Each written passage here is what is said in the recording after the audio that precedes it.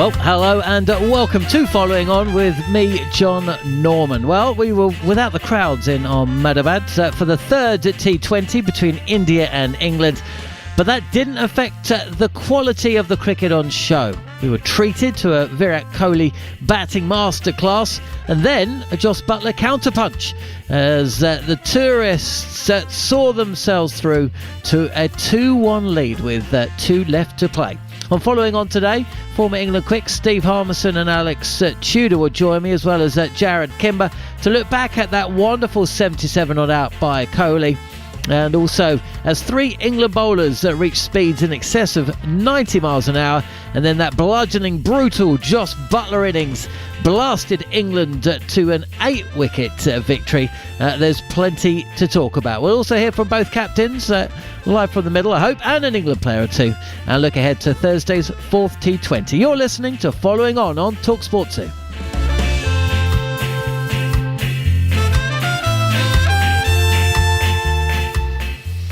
Well, there we go again.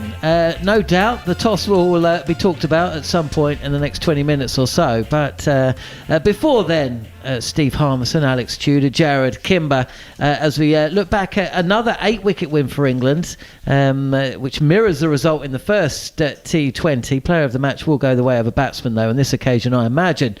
Look, England won the toss, they put India in, and it was as we saw in that first T20. 22 for 3.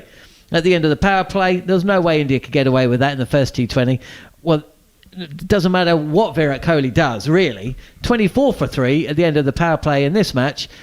And I wouldn't say it was game over, but boy, you are looking for a Ben Stokes at Headingley kind of innings to get you out of that pickle.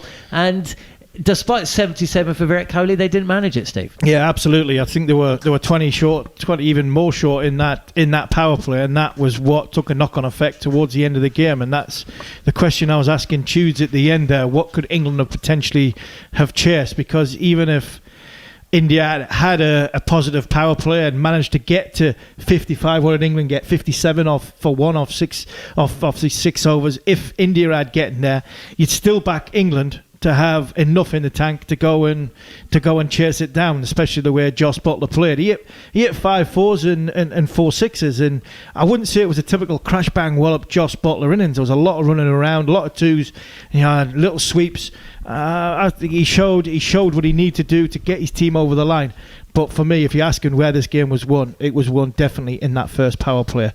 Rashid, Archer's first over, Wood's first over, first 3 overs. India never got in the game from there. I tell you what, T20 is all about matchups. If you look at the first 6 overs in the first T20 and you look at today's match, now let's factor in the fact that England won the toss, but it was almost identical. Do you think, Jarrod Kimber, looking ahead to the World T20, bearing in mind we don't know what the pitches are going to be like or the conditions, but it looks like England have settled on a formula or a template. Rashid first over, Archer second. Then it depends. You either give another to Rashid or you bring in Wood. One of those two takes 2 overs, Jordan with the 6th. That's how both matches have gone. Is it too simplistic to think that we're going to see something very, very similar first match in that World T20, or England are going to base something similar in and around their quest to take the World T20?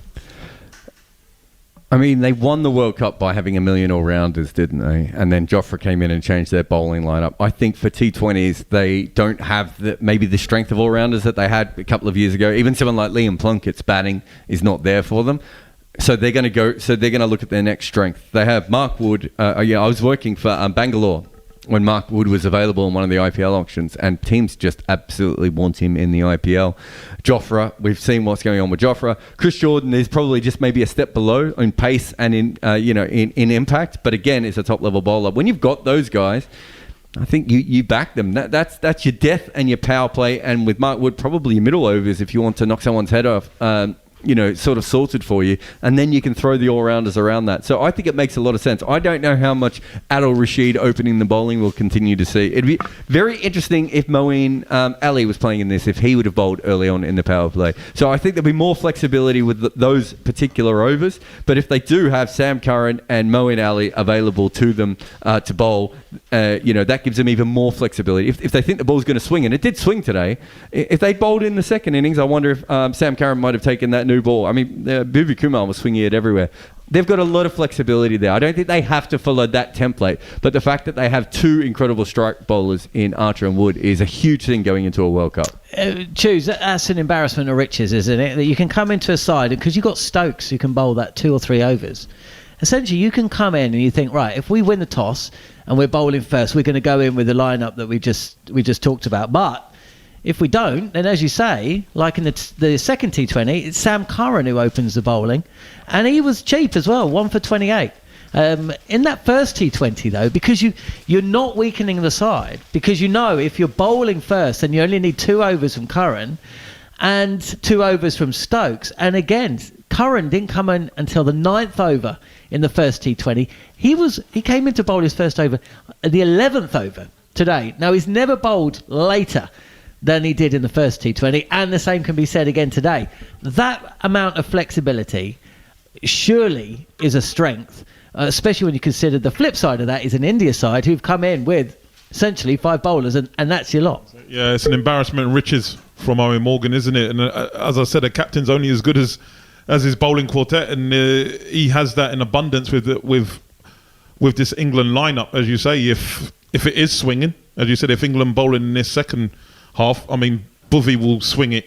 If there's anyone going to get swing world cricket, it will be him. I mean, the way he releases the ball, the seam bolt upright, is the best I've seen in world cricket. But Sam, up your sleeve, if it's swinging, he can say, right, Sam, you're coming on now. Let's try and swing a few. All right, it's not swinging. I'll hold you back. Get the big boys on. As you say, get Archer, Wood, Jordan, Stokesy. I need a wicket. Come and do something. Adil Rashid. Wrist spin. That's why I think actually it's good to have him to bowl that first over. With Mo, it's rego spin, isn't it? It's not like he has a deucer or anything like that. He has his arm ball. But with wrist spin, the batsman just has to think about it. Could have thinking, is it a googly? Is it a turning leggy? How much is the leggy turning? It's his top spinner. There's all these options you have. So it's an abundance of talent that he has at his disposal, and he uses it well. And as Harmy was saying, those first 6 overs were outstanding. I mean, we normally get excited. We want to see 4s and 6s, but for me, seeing the bowlers bowling with that pace, but bowling with that skill, not allowing with width, tucking them up for room, is exciting for me. Seeing batsmen jumping and taking their bottom hand off the bat, I like to see that. I want to see pepper. And then that's the point. You look at the way Ishank Kishank. you spot on, Toots. The way Kishank came in to bat. This kid's off the back of 60. Everybody's saying he's brilliant. He's the new Adam Gilchrist. He's going to try and whack it everywhere. He did it well in the IPL, average 50. All of a sudden, he comes walking out, and he's seen the whites of his eyes. That third over, you've seen the whites of his eyes. Virat Kohli comes walking out, back of a length, bang, giving him some. This is a different contest altogether. And you mentioned about the way the dynamics of that bowling attack. If you've got Archer and Wood bowling the 2nd, 3rd, 4th, and 5th over, 4 overs between them, you can have, if there's a left-handed opening batsman, if Mo's playing, you could start with Mo, but you've also got Rashid up your sleeve, and then you've got Jordan for the 6th over. Your power play is sorted, but you've also, when you've got Jordan on your side, your depth's sorted. So from that point of view, it is the dynamics of England's bowling attack is right if they can somehow shoehorn Mo and Ali into this team. Well, there's the point, isn't it? Because it's all well and good saying this after they won the toss, but of course there was points in that first innings when we were of the opinion that they could have done with another spinner, and of course what happens if they don't win the toss? I know I've talked about you can utilise Sam Curran differently, but it does seem strange, especially if you're looking at a scorecard. Who do you want to see at number 7? Do you want to see Sam Curran or Moeen Ali? I mean, I would on the latter, to be honest. His 6 hitting ability is deserving of a place well up the order. I wouldn't say the same thing for Sam Curran. So again, it's about fitting fitting Ali in, but from what we've seen in those 3 matches, I'm not sure there is a place for Moeen Ali. I think he fits in at 6. I really do. I think he fits in at 6. The number 6 only faces, and this is my thing with Ben Stokes. We talked about it at the start of the show. Ben Stokes needs a few balls to get in and get going. Moeen Ali, we've seen many times, Moeen Ali can hit 6 from ball 1. Hang on. So, you put him in at 6. Are you saying to me that you move Stokes to 3? I move Stokes to 3. And you take Milan out? Unfortunately, I'm sorry, I take him out. I do take him out. I took him out at the end of the last game, to be fair, when me and Goffey were arguing, we had Joe Root in. So, if I'm taking him out for Joe Root in 2020, I'm taking him out for Ben Stokes. It helps Ben Stokes to go higher. It helps the dynamics of the batting unit to keep going. If number 1, number 2 goes by trying to hit 6s, number 3 comes in and does the same. Number 4 comes in, does the same. Number 5 comes in, does the same. If we get off to a good start, we've got a platform. We've got power coming all the way down, all the way through. Moeen Ali for me is a better number. He's arguably a better number 6 than Ben Stokes in that role, in that dynamic role. He gives me that little option. And at the end of the thing that in that first innings, it comes to me. We did not have a spin bowler after the 13th over, and that could be the difference between winning and losing a World T20 semi-final or a final. Because when we talk about big tournaments, we talk about small margins, and if the horses bolted and Rashid's had to come on early to try and get us a wicket and we've used these overs up early and the ball's taking spin in October in India at the back end of the summer, I need another spin option for me. This is why I don't think that template that you said works. Because if you've got one spinner and you're going to use him regularly in the power play, I just don't think it works. Let me just break you off, not because you're saying I'm wrong. Let's hear from the India captain, Virat Kohli. It was a bit difficult to start early on with the new ball, and we saw that it was a bit tacky and the bowlers were getting a bit of assistance. Yes, they do have extra pace as well. That made it more difficult, but they were hitting good areas. So I think the key was to get in partnerships. And we got one little partnership, and then towards the end with Hardik as well, it was important for me to bat deep into that innings, because I knew once the batsman who's set, it'll be easier for that guy to read the pace and the bounce of the wicket and put pressure on the bowlers. If you saw even Hardik in the first half coming in, it wasn't easy to hit through the line straight away. And even Jos, after he went from the start, but after he crossed 30-35, it was almost impossible to control the runs. So the case was just to get set and try and get us to a decent total. And 24 for 3 in the power play, it's very difficult after that anyway, isn't it? How do you address someone like KL Rahul, who's been such a fantastic player and is going through a lean patch?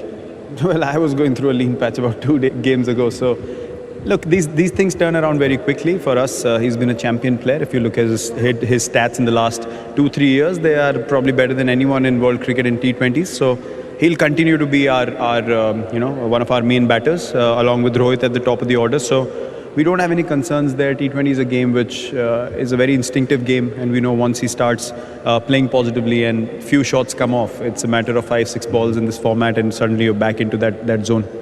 You've talked about wanting to bat first, putting yourself in those situations, but is the toss almost becoming too important? It is. As I said, we would have preferred to bowl first tonight as well. But having said that, as I said last time, if you lose the toss, embrace what's been asked of you as a team. To be very honest, I think the England bowlers were absolutely brilliant with the new ball. In the first 6, they hardly gave us anything, and it made life very difficult. Attack the right lines and lengths, and with their pace, obviously, they become more potent with the new ball when the wicket's a bit tacky as well. So we definitely tried to come back into the game as well as we could, but I don't think our body language in the second half was acceptable in the field. Defending 160, you need a bit more intensity and energy, and that was lacking tonight. Now you're going in with 5 regular bowlers, and that includes Hardik Pandya. Normally you've used him as a 6th in the past sometimes. Is that going to be the way ahead? Yes and no. I mean, depends on the conditions that we are playing in. If the wicket is assisting the spinners a bit more, then obviously your 2 spinners become your bankers, and then Hardik can still bowl change of pace and vary space and bowl those 3 or even 4 overs. Someone like a part-timer could chip in as well. But having said that, you need to figure out which other all-rounder can be featured into the 11. We want to give Hardik a bit more responsibility with the ball, because he's going to be a vital part of this team moving forward with the ball as well. We know what he can do with the bat, but with the ball he's coming along nicely. But yeah, once you figure out that you are probably an option short at the moment, you obviously will like to fill in another spot there. See you in a couple of days. These matches are coming very quickly, so see you in a couple of days. Thank you very much. Yes. There you go. Harsha Bhogle is part of the World Feed, talking to the India captain Virat Kohli. Let's talk about the importance of the toss, because it is something that we've alluded to. Before this match, I asked our scorer, Gary Morgan, just to look at the stats, and it may surprise you, but there isn't really anything in it. Whether you win the toss and bat, or you win the toss and bowl, it's not as marked a difference as you might imagine. It's not actually as big a help to bat second as maybe games in international cricket that we've seen in this series would have you believe. I mean, I don't know what you think, Jared. I think it's 55%, isn't it? If you bat second, your win percentage. That's huge in a 50-50 game. I know it doesn't sound like a lot, but I can give you the breakdown. It's not 80%. Do you know what I mean? I don't even think it's 55%, to be honest. It's actually very close. Yeah, it's been 55 in most of the major leagues over the last couple of years. It's a problem for T20 cricket because the players have got so good at chasing, and we haven't found a way to kind of make it more even for the team batting first. There's no other form of cricket where the toss is as slanted as it is in T20 cricket, consistently anyway. So it is a concern, but we tend to talk about this a lot more when it happens 2 or 3 times in a row and we've noticed it, and we forget about the 4 or 5 times when it doesn't happen. Absolutely. Let's talk about Virat Kohli and then Jos Buttler, because both really showcase the very best of batting within this format. Actually, I'm just looking up and I can see that the England captain Eoin Morgan is speaking. Maybe we can hear from him in a second. But it was breathless stuff from Virat Kohli, isn't it? At the halfway stage, we came back and we thought it felt like it was a 200 game, but then looked at it, the score actually was 156 for 6, and he just had to repair the damage. There was no damage in the power play. But it also says a lot about just how comfortable Jos Buttler bats. I tell you what, we'll come back to that. Let's hear from the England captain, Eoin Morgan. The plans that we had, and obviously taking early wickets as well, and such a long batting lineup makes a huge difference in a game. I mean, the fast bowlers are doing a job for you, but you're doing a job for them by winning the toss as well, aren't you? Yeah, I think today, probably of all the games, the wickets stayed very similar, but I do think there is another challenge with setting a total, particularly when there's one short side on the ground. You just don't know what a good score is going to be, and I think if you lose early wickets on top of that, that raises another question. Obviously you have to play well to be in the game and then take advantage of it. So it's just the dynamics of T20 cricket. It just goes to show how strong every side in the world has to be, and the preparation that goes into every series, and obviously the World Cup in 7 months' time. When you have a game changer like Jos Buttler in your side, do you have a word with him before he goes out to bat or in the changer room, or do you just go and do what you do best? No, there's no need. Jos is a world-class player. We're very lucky to have him. Since he's taken on the role at the top of the order, he's averaged upwards of 50 and striking at 150. So he's the best. He competes with the best in the world when it comes to opening the batting. There's very little you have to say to Jos. The only time I'm ever disappointed is if he's blocking the ball, which he doesn't do that often. But he's been in incredible form. He's a great leader within our group, and obviously he's been around for an incredibly long time. And in the changing room, obviously, has a huge influence. He almost seemed to be delivering a speech when he gave you the cap. What was that? I mean, 100 it's a fantastic landmark in the first place. Yeah, it nearly brought me to tears, to be honest. It meant a huge amount. He's a great friend of mine. Our families are quite close, and playing in 100 games obviously is a proud moment for me. But just the words that he said really did sort of warm my heart, and I'm very grateful for that. And then, of course, they gave you the game. So congratulations, and look forward. These games come so quickly, so look forward to seeing you very soon again. Thanks, Asher. Look forward to it. Yeah. Thank you. There you go, Eoin Morgan. So that was Eoin Morgan speaking with Harsha Bhogle as part of the World Feed. We were just talking about Jos Buttler. I mean, he's just a sumptuous talent, isn't he, Harmy? I mean, I can't think of many batsmen you'd rather watch in world cricket. I'd include Virat Kohli in that. Yeah, when he gets going, there's not. Harsha asked if Eoin Morgan said anything to him. Does he say anything when he goes out? I think the only thing I'd be saying to him is, do you want help getting down the stairs, just so he doesn't get injured before he gets to the middle of the crease? Because when he gets going, and there was a tale of 2 innings here by Jos Buttler. He went hard in the power play. He picked the right ball to hit, and down the ground when the spinners came on. Then there was a little period in the middle where he just got a little bit scratchy for about 10 balls, and he just knocked it, forgot about the boundaries, knocked it in the gap. Johnny Bairstow came in, who was a great runner between the wickets. They hustled and ran hard, and then once they realised that this is the game, this is the over, I think he hit Washington Sundar down the ground for 6, and that was the moment that just ignited and got Jos going again. He is beautiful to watch, and when he's on, even his half hits go for 6. So it's great to watch, and England are very, very fortunate to have somebody at the top of the order who can bat that way. There was an absolute comedy moment, and I'm not talking about Tudes talking about a bit of pepper and rego spin, which sounds like a night at the Brixton Rec to me. And that was Rishabh Pant's run out. Boy, I mean, it just looked like India, if they'd had 2 batsmen doing what Kohli did, then maybe they could have got up around 180, 190. But it did remind me, and with a nod to the sad death of the former Daily Telegraph cricket journalist Martin Johnson this week. But Mike Selvey, the former Guardian correspondent and England man, of course, tweeted his favourite one-liner from Martin, which described Angus Fraser's run-up like a man who's got his braces caught on the sight screen.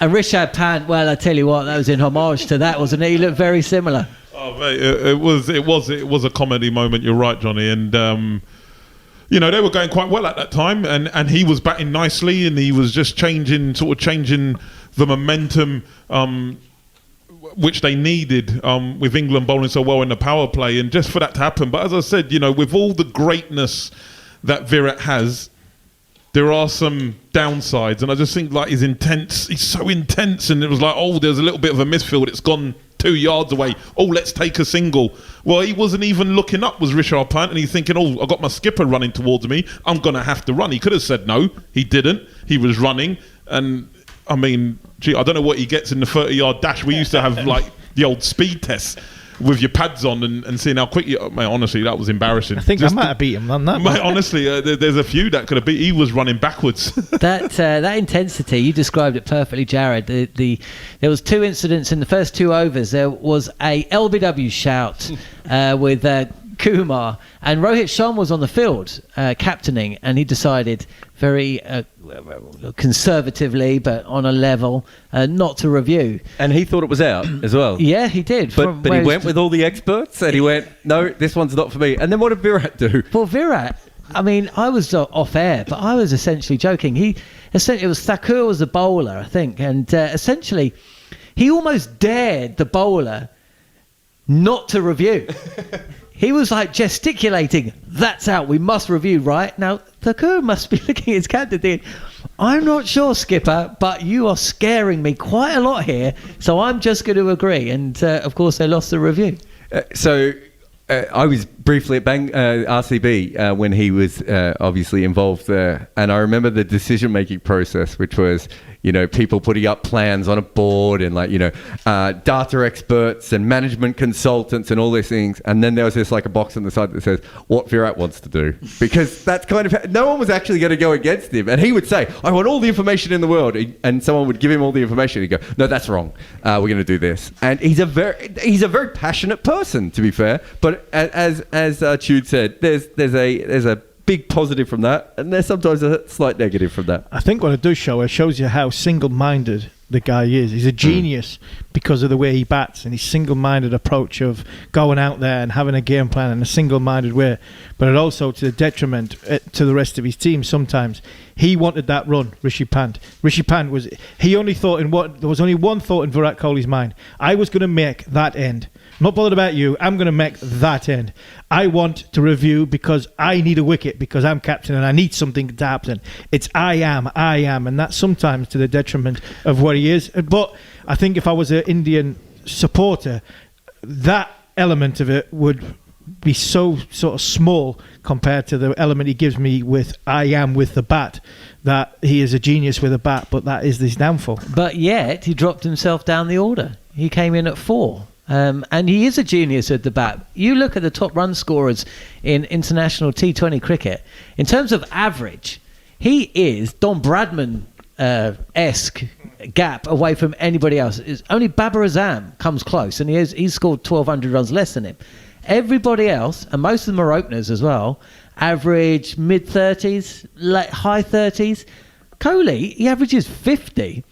I tell you what, we'll stop waxing lyrical about Virat Kohli though. Let's wax lyrical. Speak to a man who outshone the India captain today. Jos Buttler joins us on TalkSport 2. Jos, well, thanks for the memories, mate. That was a superb knock today. Looked good out there. You must have felt good, and even better walking off with another win for England. Yeah, absolutely. It was a great win for the side. I thought set up brilliantly in the India power play to take 3 wickets. Mark Wood bowling with express pace again, and those guys were fantastic. Anytime you take early wickets, really sets you up in a T20.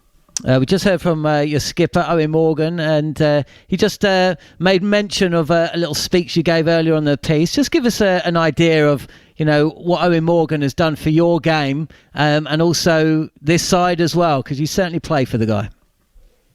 Yeah, we certainly do. He's done so much for English white ball cricket. I think initially as a player, he's always someone who played a bit differently, was sort of, I'd say alongside Kevin Peterson, the 2 guys who really did it differently and pushed the game forward. And as a captain, he's taken English white ball cricket from where it was to a completely new place, a place I don't think we've ever been before. We all love playing under him. He's a fantastic leader.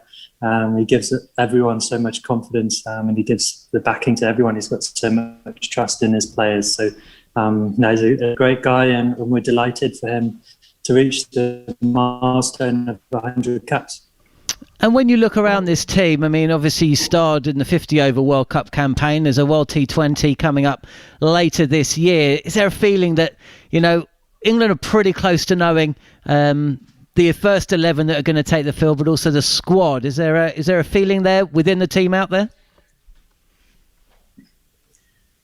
I think we're getting closer to that. I think we've been much talked about this series. It's sort of been the first, maybe second time we've had a real full strength sort of squad to pick from, and I think we're pretty close to having there's the guys who we want involved. There's obviously a few on the fringes who will always be thought of, and I know injuries can play a part, obviously. But I think here having a dry run at the World Cup, playing against India, in India, where the World Cup is going to be, it's a great series for us to prepare for that World Cup in 7 months' time and find out a bit about ourselves as players and where we're at as a group.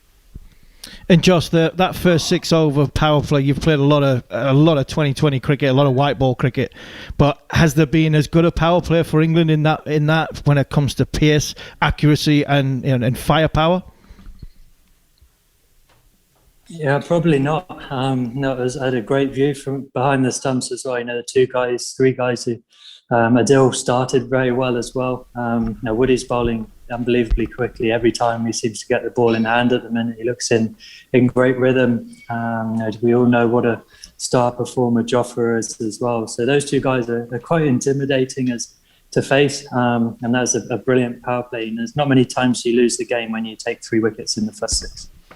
I suppose, Jos, last one before we let you go. All England need now is to win when losing the toss, because the toss has played a part in all 3 matches so far. Yeah, it has. I think quite a lot of the time in T20 cricket, chasing seems to be the way to go. Obviously, here with the lights and the dew coming in a little bit, it has been advantageous. So it'll be a great effort if we lose a toss and bat first to win. But obviously, saw the wicket a little bit tonight starting to take a bit of spin, and if we play on a similar wicket or used wicket, it may be advantageous to bat first. So we'll wait and see. Brilliant stuff. Thanks a lot for joining us on TalkSport 2. Jos, it was Jos Buttler who top scored today, player of the match, with 83 not out. Brilliant stuff. Final words from you. I'll start with you, Tudes. Harmy talking about the pace. They don't like it up their nose hole, I think is how you described it in the first T20. And nothing you saw today is going to change your mind? No, Johnny, definitely not. I mean, I get excited. I want to see real pace. I think, just seeing these guys, and it's a good advert for the young kids, that I coach, and hopefully young kids watching that and hearing us on TalkSport 2 talking of passion, when we see him real pace, 90 plus miles an hour. As I said, there's not many bowlers around the world that can do that, and with that consistency and with that control. And we have two of them within our side, and Eoin Morgan has that. So it's only going to elevate the England side and him as captain, and just help you in different situations. Because I said, don't care who you are, and England have just knocked out. There's some serious batsmen that India have that we got rid of. KL Rahul is a serious player. Rohit Sharma, we know how dangerous he is, and the young man Kishan, is a fantastic talent. So to blow out those first three in the power overs, it is left with Virat and the others to try and get to a respectable score. But if they're in, obviously then 200 is achievable. But England wouldn't allow that. And when you've got that pace, you have to unleash that, and that's what he does. And it's just great. We have so many different skills. We got Adil, you got Mo, who we're talking about, who's not even in the side, and then with Chris Jordan, we know what he does, and with your trump cards with Archer and Wood, and we're not even talking about Ben Stokes at the minute. It's a great headache to have for Eoin Morgan when to bowl these guys. Jared, from a analytical perspective, we haven't really learnt a great deal today that we didn't already know after that first T20, have we? You shouldn't lose 3 wickets in the power play, John. I don't know. There might be a stat about that. I'm not sure if anyone... But we knew that after for the first one, didn't we? I think we knew that about 9 years ago. I think it first started moving around T20 cricket. So, yeah, no, I don't think we've learnt that much. I actually think in both games, when India lost those early wickets, they actually batted really well after. It's just that once you've done it, it doesn't matter. You're so far behind the game. I think maybe if Rishabh Pant hadn't been involved in that run out, they lost about 20 balls through Hardik Pandya not being able to hit the ball off the square and Iyer not being able to hit the ball off the square that they didn't need to have happen. So that's maybe a different game if the run out doesn't happen. But even then, I think that England would have chased down anything India could have put on.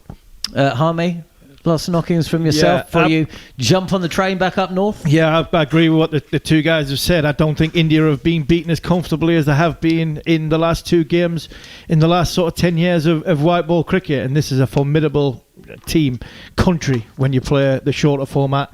England have been magnificent. I don't think the toss played as much a part in this game than it did in the first game, but I think what it shows is England have got the game and the artillery to go to India, play against the best side in the world in their own back garden and beat them in a comfortable way. And I think that bodes brilliant for what the World Cup is coming in 7 months' time. The challenge for England now is to win after losing the toss, and for me to get Moeen Ali into that team, because if I am sitting here now and I was in charge of that team, I'd somehow try and shoehorn Moeen Ali in, and that would be the 2 challenges for me.